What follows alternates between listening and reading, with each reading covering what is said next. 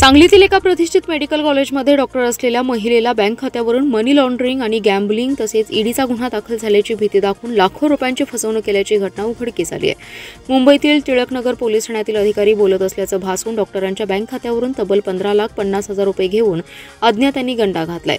सदर फसवणुकीचा गुन्हा 7 ऑगस्ट ते 16 ऑगस्ट या कालावधीत घडलाय। या प्रकरणी डॉक्टर शीतल संजय पाटील यांनी सांगली शहर पोलीस ठाण्यात फिर्याद दिली आहे।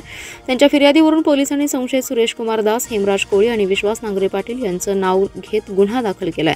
संशयित दास यांनी मोबाईलवरून फोन करत तुमचा असलेला मोबाईल नंबरवरून 17 पेक्षा जास्त बेकायदेशीर मेसेज, मनी लॉन्ड्रिंग आणि गॅम्बलिंग यांसारख्या तक्रारी आल्या असून पाटील यांच्या विरोधात मुंबईतील टिळकनगर पोलीस ठाण्यात गुन्हा दाखल झालाय अशी भीती घातली। सदरचा गुन्हा हा तपासासाठी सहाय्यक पोलीस निरीक्षक हेमराज कोळी हे करत असल्याचं सांगत खोटी माहिती दिली।